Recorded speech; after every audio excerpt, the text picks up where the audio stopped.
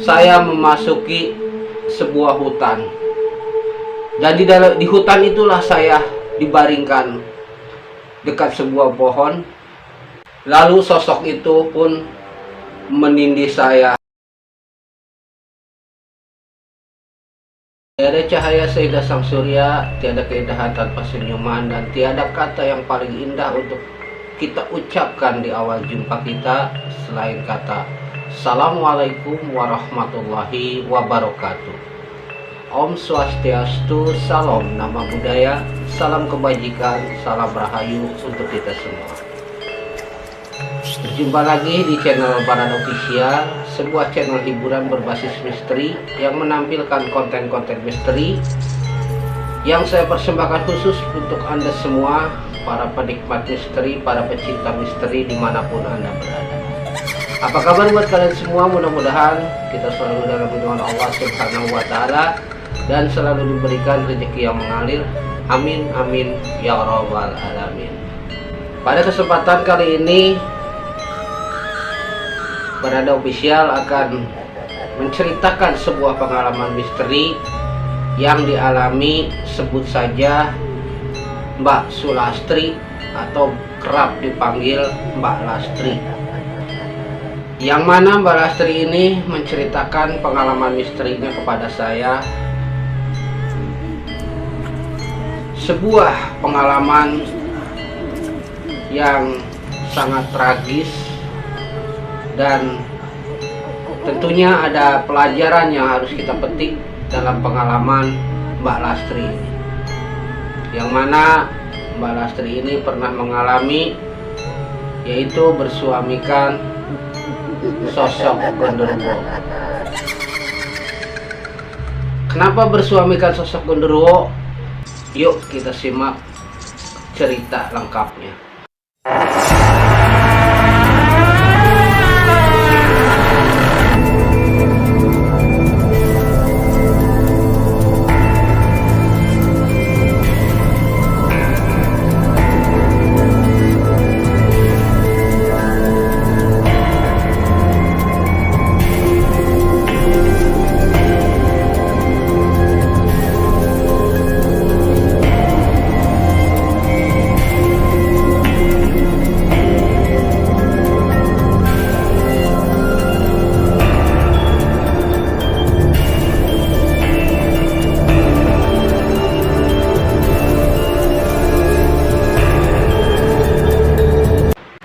Nama saya Sulastri, usia saya 45 tahun.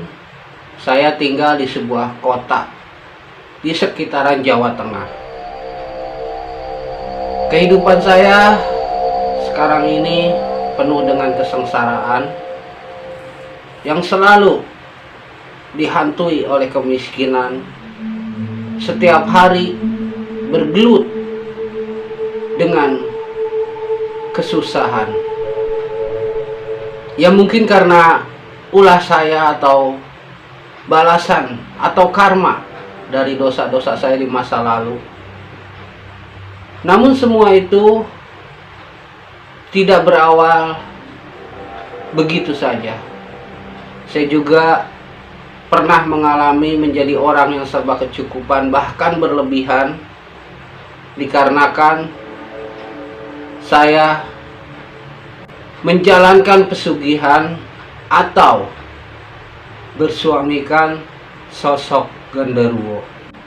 Ketika bersuamikan sosok tersebut, kehidupan saya boleh dibilang serba berlebihan. Kenapa saya sampai menjalankan pesugihan seperti ini? Tentu ada ceritanya. Baik, akan saya ceritakan dari awal hingga akhir. Kala itu saya mempunyai seorang suami dan mempunyai satu orang anak perempuan, sebut saja namanya Ajeng.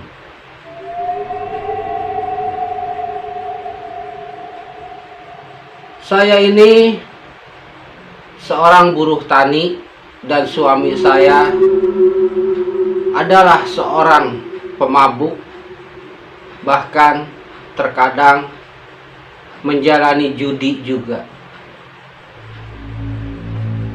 Hari demi hari kami selalu hidup dengan percekcokan dengan suami karena saya tidak menyetujui apa yang dilakukan suami saya, yaitu suami saya sering mabuk-mabukan dan pergi selalu minta uang, pulang dalam keadaan mabuk. Sampai kehidupan saya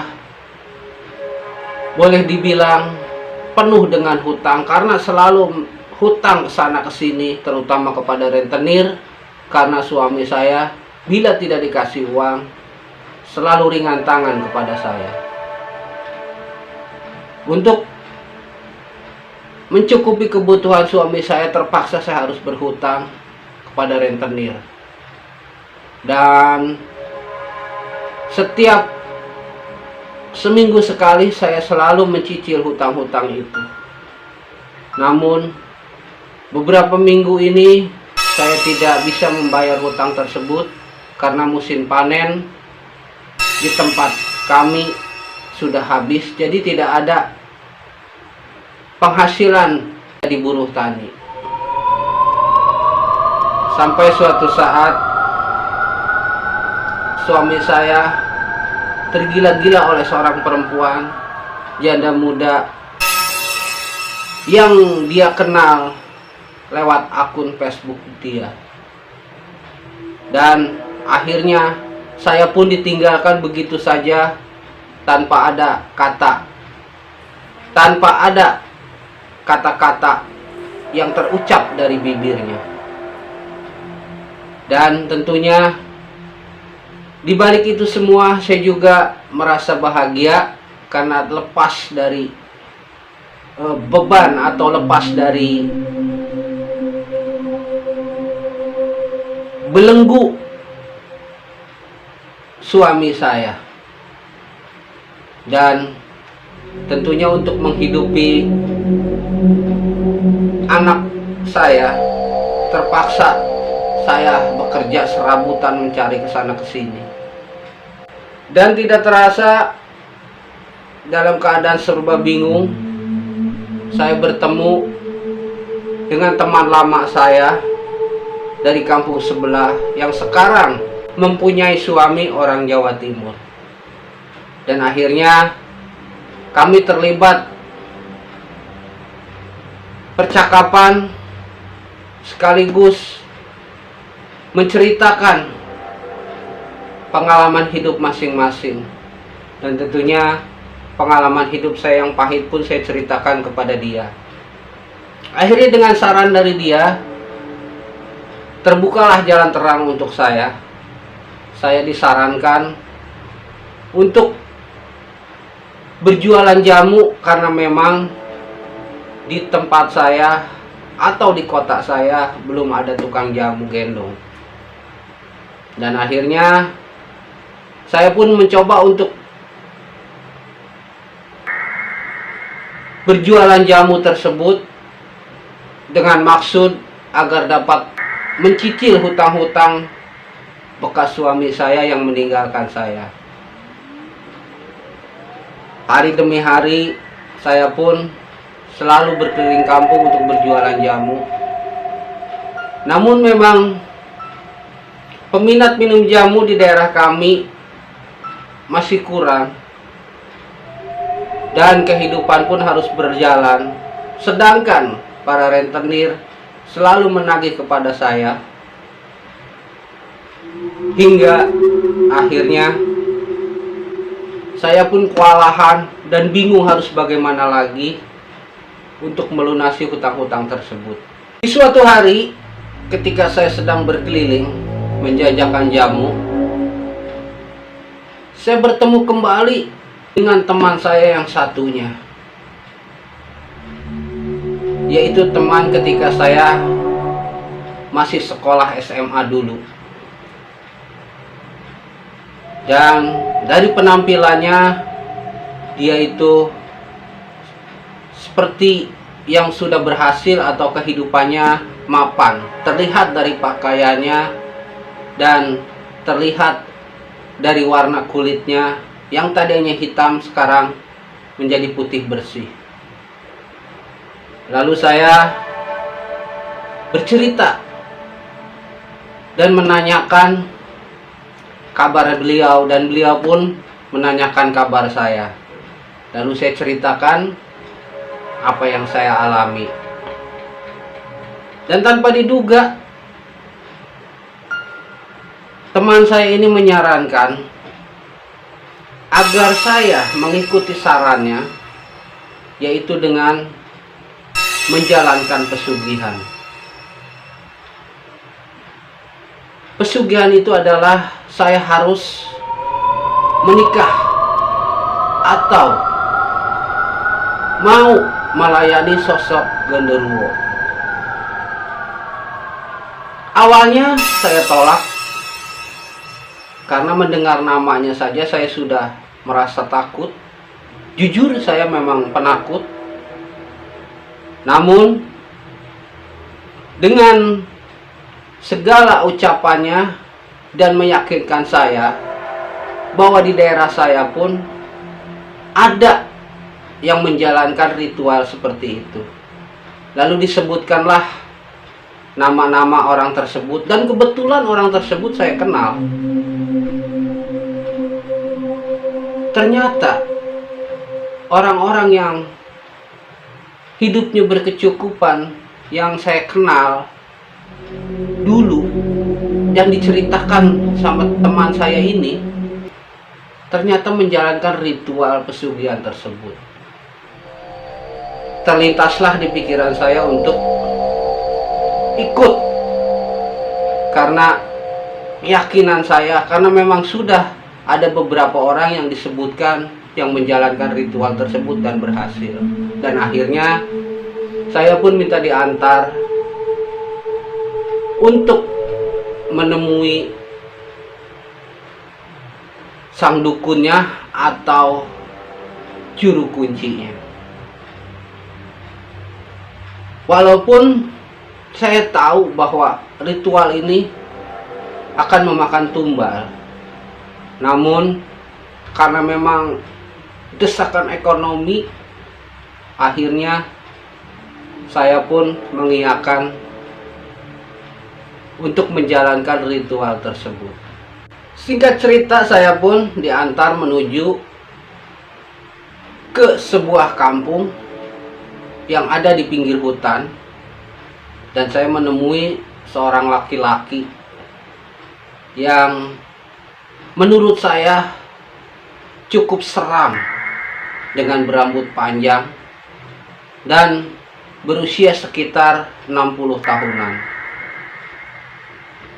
Lalu saya dan teman saya itu menghadap laki-laki tersebut dan mengutarakan niat dan maksud tujuan saya. Lalu sang dukun tersebut atau sang juru kunci tersebut bertanya kepada saya, "Apakah kamu sanggup untuk menjalankan ritual ini? Karena kamu selama 40 hari harus melayani sosok genderuwo." Dan saya pun tidak langsung menjawab, karena masih ada sedikit kebimbangan di hati saya. Dan tak lama kemudian, sang dukun itu membakar sesuatu atau mungkin sejenis dupa, dan tidak lama kemudian muncullah sosok genderuwo tersebut. Betapa kagetnya saya ketika sosok itu muncul. Jangankan untuk melayaninya, melihat wujudnya pun saya ketakutan. Lalu sang juru kunci itu meyakinkan saya bahwa ketika akan tidur dengan saya, sosok itu akan berubah wujud. Dan benar saja,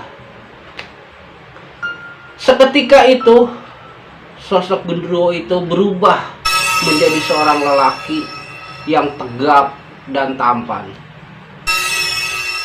Dan akhirnya saya pun memberanikan diri untuk menyanggupi ritual tersebut. Dan tak lama kemudian sang juru kunci tersebut pun keluar bersama teman saya, meninggalkan saya sendiri di dalam gubuk tersebut. Dengan sedikit ketakutan, saya pun akhirnya mau melayani sosok tersebut. Dan sebagai ujian, sosok tersebut tidak akan merubah wujud dulu. Dia tetap dengan wujud aslinya akan tidur bersama saya saat ini juga. Dan awal-awal saya merasa ketakutan setelah gemetar karena dia mulai mendekat ke saya dengan mata yang merah, menyala-nyala menatap ke saya. Dan tiba-tiba sosok tersebut memegang saya dan langsung menggendong saya, dan saya pun dibawa entah kemana. Tapi yang saya ingat, saya dibawa keluar dari gubuk tersebut, namun saya memasuki sebuah hutan. Dan di hutan itulah saya dibaringkan dekat sebuah pohon. Lalu sosok itu pun menindih saya, dan terjadilah suatu hubungan suami istri antara saya dengan sosok genderuwo tersebut. Dan setelah semua selesai dan sosok itu pun sudah merasa puas dengan saya, akhirnya saya pun digendong kembali untuk dikembalikan ke dalam gubuk tersebut. Dan di dalam gubuk tersebut sudah menunggu teman saya dan sosok laki-laki tua berambut panjang yang menjadi juru kunci di situ. Lalu sosok itu pun pergi meninggalkan saya. Tinggal saya bertiga, teman saya dan sosok laki-laki tersebut. Akhirnya semua saya ceritakan apa yang terjadi kepada saya saat itu. Lalu sosok laki-laki tersebut tertawa dan dia bilang, "Kamu berhasil. Ingat, selama 40 hari kamu harus siap melayani sosok tersebut. Dan kamu harus siapkan kamar khusus untuknya." Tiba-tiba laki-laki tersebut memberi saya satu buah toples kecil minyak wangi, entah minyak wangi apa, dan 3 buah kembang kantil. Lalu dijelaskanlah apa kegunaannya tersebut kepada saya. Dan akhirnya saya pun mengerti dan memahami. Lalu setelah itu saya pamit pulang. Dan pada malam harinya, seperti yang telah dijanjikan, bahwa selama 40 hari sejak hari pertama saya harus melayani sosok tersebut. Lalu saya persiapkan sebuah kamar. Saya gunakan minyak yang diberi serta kembang kantil yang diberi oleh sang dukun tersebut. Dan benar saja, mungkin sekitar pukul 12 malam atau lebih, sosok itu datang dengan diawali oleh suara ketawa yang menyeramkan. Namun tiba-tiba sosok itu berubah wujud menjadi seorang laki-laki yang gagah perkasa dan tampan pula. Dan terus seperti itu dari hari ke hari hingga akhirnya mencapai 40 malam.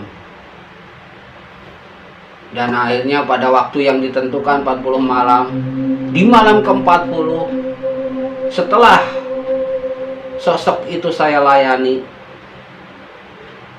sesuai dengan keterangan sang dukun tadi, setelah sosok pergi, saya melihat ke bawah tempat tidur. Dan terkejutlah saya ketika melihat di bawah tempat tidur sudah bertumpuk-tumpuk uang yang luar biasa banyaknya. Dan sejak peristiwa itu, saya pun akhirnya kehidupan saya menjadi berubah. Dan untuk menutupi pekerjaan saya atau ritual saya, akhirnya uang tersebut saya gunakan untuk membuka toko kelontong agar orang jangan curiga dengan usaha saya. Dengan alasan saya mendapat pinjaman dari seorang teman untuk modal buka toko kelontong tersebut. Hingga suatu saat mantan suami saya datang karena sudah mendengar bahwa hidup saya sudah mewah.